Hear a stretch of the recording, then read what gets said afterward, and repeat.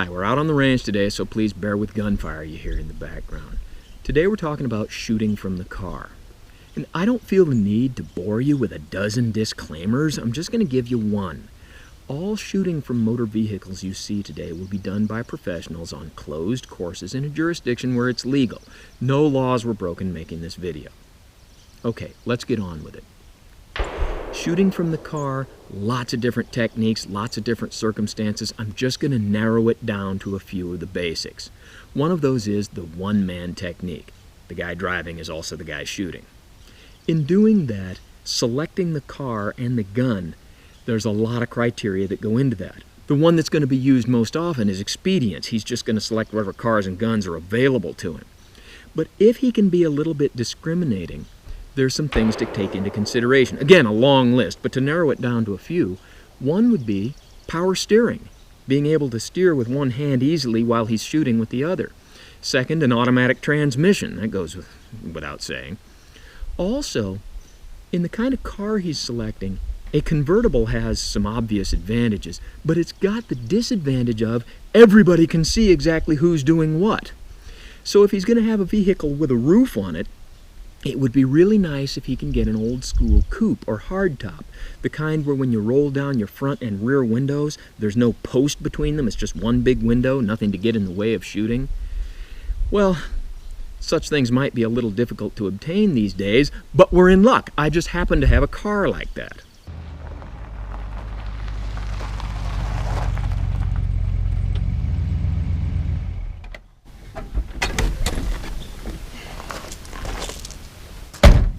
This is my 1965 Ford Thunderbird. It's got automatic transmission and power steering, and you can see when you roll down the front and rear windows, you just get one big window, even though the rear window is not very big. What?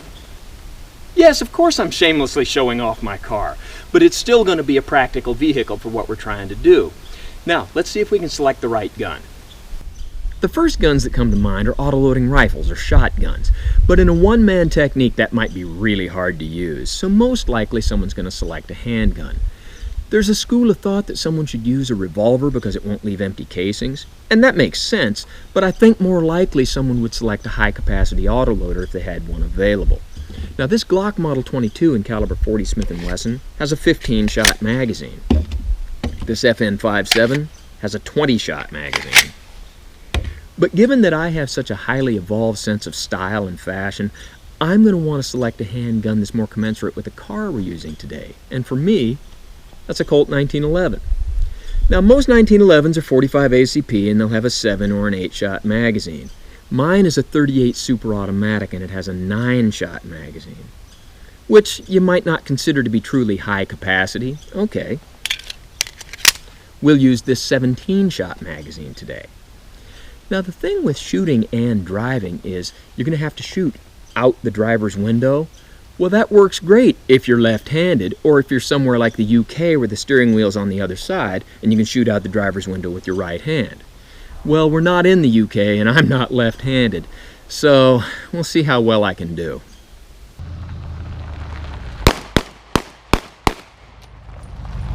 So how'd we do? Well, this is 5 shots fired one-handed, left-handed, out the window while driving between 15 and 20 miles an hour at a distance of 12 yards. And this might look fairly effective, but remember, after the first shot, you're going to be ducking for cover. People are going to be running, so this might not be as effective as it seems to be. Now, there's a school of thought that someone might try to do a stop-and-shoot technique where the driver will stop, pick up his gun, aim out the window, fire, and then put it down and drive away again. That could happen, but in a one-man technique, I would consider that less likely because the driver would end up being stopped probably a lot longer than he wanted to be. So, is this effective? You be the judge. And speaking of judge, let's paste up these shot holes and try it with a different gun. Now this is a Taurus Judge revolver. It's a 5-shot double-action revolver that shoots caliber .45 Colt or .410 shot shells. And what I've got it loaded with is Winchester .410 3-inch Magnum triple-aught buck 5 pellet. Let's see how effective this can be.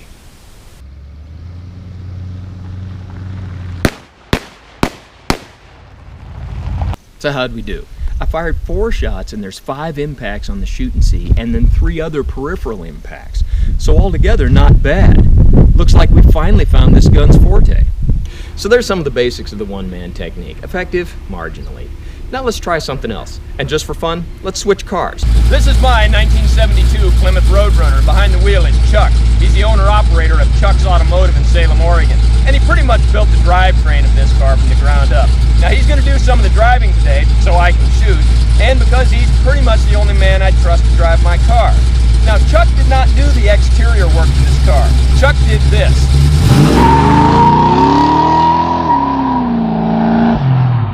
Now we're going to employ a two-man technique, one man driving and one man shooting. And there's lots of different ways to do this, but there's two main ways that it's done. One is shooting on the run, and the other is stopping momentarily for a better aim shot and then taking off again. Now let's try both of those and see which one works better.